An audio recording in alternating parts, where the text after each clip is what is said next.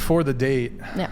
I feel like this wouldn't be an organic way to go about it, but if a guy was like, hey, are you cool with splitting the bill? And he was asking you to go to dinner, I feel like that would be kind of cringe a little bit, but would you just say never mind on the date, for the date, when you otherwise were interested in going? Yeah.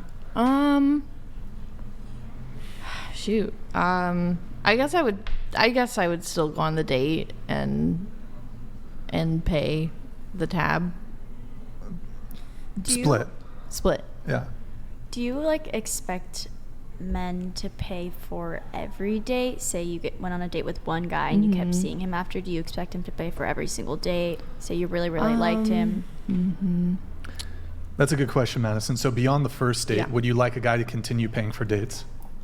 I guess it would the first few dates, and then and then after that we could have the conversation of like, hey, there would be a conversation. Yeah, if I saw it, going somewhere and we wanted to keep dating, because I guess I don't want that pressure of being the financial provider. Hold on, but we're talking about splitting the bill. Yes. So why you're not being the financial provider, you're just equally contributing to the start of the relationship. Okay. The provider would be, I'm paying for the whole thing. Yeah.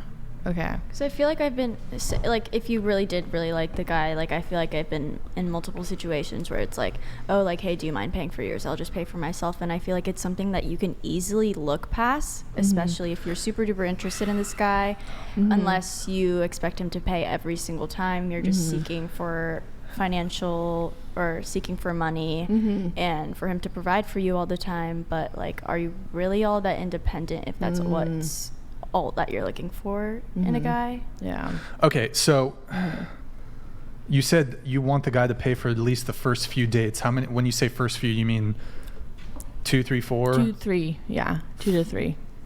3 to 4, and then you would want to have a conversation about moving forward. Is that a conversation you would bring up, or he? Let me ask. You said your longest relationship was 2 years, correct?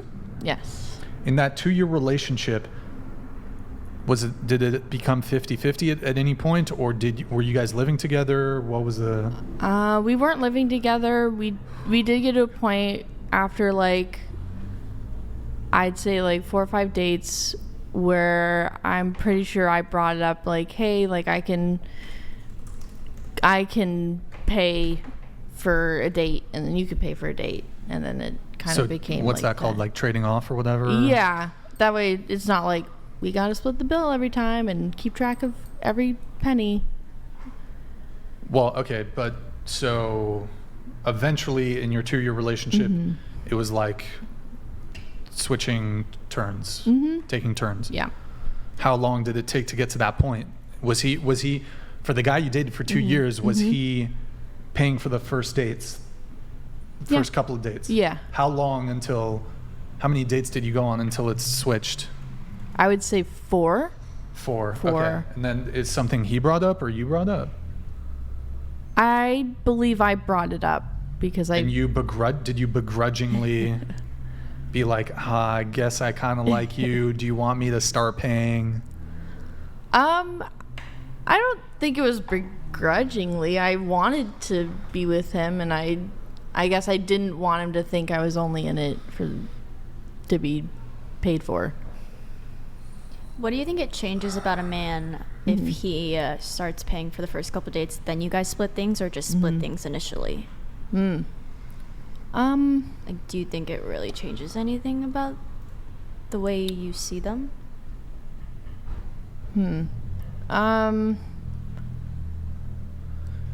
I don't. I would say I would like to have the conversation with them, and gosh. I would just say, now like, it's my turn. if it doesn't change anything about them, then what's the point of starting off? Yeah, starting off with them paying for everything versus splitting the tab. I guess it wouldn't make that much of a difference if I'm really interested in them. Yeah. And they, like, let's say they really can't, like, pay for the whole meal or whatever. But okay, so you said that you're a highly feminist, independent woman, yet you expect men to not only pay for the first date, but pay for 2, 3, 4. I assume you'd probably prefer, if the guy just continued providing indefinitely. I assume that'd be preferable. Yes. Okay. So how do you reconcile being a feminist, being independent, because that word means something, Yes. but having like a very, very strong preference to the point where if a guy didn't pay for you on the first date, he has to split, you would not want to have a second date. How do you reconcile that? I guess I just would think that it's, at the end of the day, I would want him to, I guess that's the trade-off with considering myself a feminist, independent woman, is that I still believe there are gender roles and that I want the guy to feel like he's still in his masculine energy. So I don't know, mental gymnastics. I mean, that's what it sounds like. That's what it sounds like. But it sounds to me like you want equality only when it benefits you. The guy paying for the first date, the guy holding. Let me ask you, do you want to get married? Yes, eventually. Would you be? Will you take your husband's last name? Ooh. Keep it. I do the hyphen thing. Okay. Who has final say when it comes to household decisions? Who's the head of the household? Ooh. Shoot. Yeah.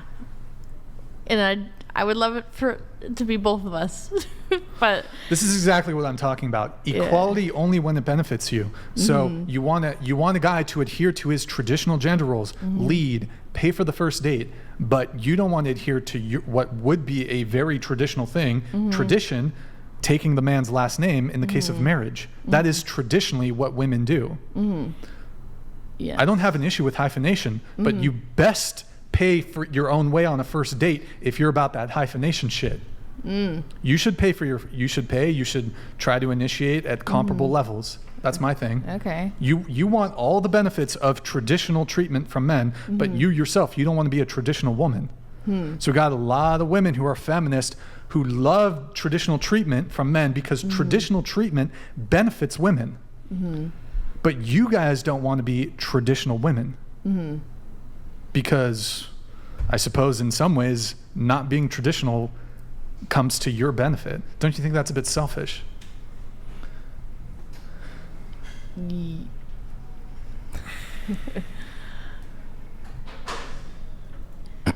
you have a response or should I move on? You can. Or are you thinking? I'll give you more time to think if you'd like. I guess in a way it is me being selfish if I am not taking, or if I'm expecting these things of men and claiming to be wanting gender equality, but then I don't want it when it's on my side. So. But you want traditional treatment, but you don't want to take your husband's last name. I didn't say I didn't want to take it. But what's funny is, forget the who should pay shit. That's kind of small. Yeah. You said that you want a man to be a leader, right? But you don't want a man to be head of household. That's a big deal to me. Okay. You want a man to lead, but you don't want to be a follower. Is that correct? Yeah. So I got to send the asteroid on that one. Holy shit.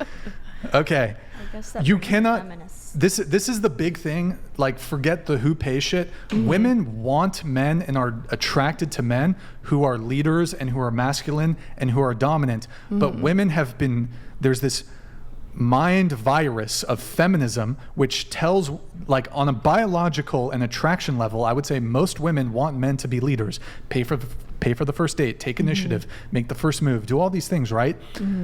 But you also simultaneously, you want men to be leaders, but you don't want to be followers. And that's the breakdown, I think, in most relationships, is you have women who desperately want men to be strong, to be masculine, to be leaders, but you're not prepared to be followers. You cannot be a leader with a mutinous, is that the word? Does that mutinous? With a mutinous non-follower. I cannot lead somebody that's not prepared to follow me. You can, it's like a dance. Someone's the lead, someone's if both try to lead, it's a disaster. If both try to follow, it's a disaster. Someone has to lead, someone has to follow. And that's the problem. You're shaking your head. You disagree. I think if you want to be, as a woman, you want to be more masculine, you want to be more dominant, you want to take more of the lead in the relationship, that's your call. But if you're a woman and you want a guy to be the leader, you ought to be the follower. That's the only way it works. In order to lead, like, let's just look at this logically. In order to lead, someone has to follow, right? Can everybody, let's talk about businesses. In an organization, can everybody be the leader in an organization? No, somebody has to be the shot caller. Somebody has to lead. Yeah, I guess it comes down to trust, and maybe I haven't had that, like, trust in a relationship where I feel like, oh, like, yeah, I really want to follow this guy. Maybe it's just like this tension I've had within me too. I think too, that's because you've been injected.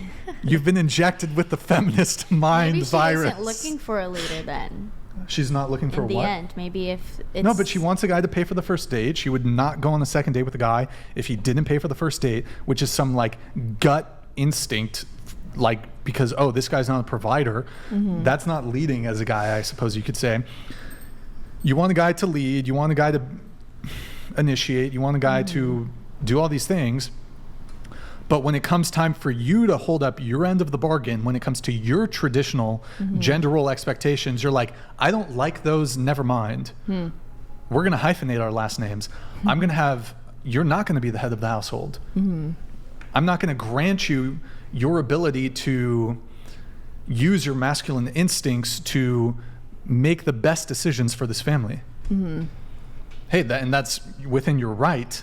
But what I guess what I'm getting at is, go date like a guy who's down to split the bill and is gonna, when you ask, he's not gonna be decisive about what he wants to eat, and he's not gonna be decisive when he's gonna have plans. He's gonna be like, whatever you want, babe, you pick. Do you want that? Maybe she does, I don't know.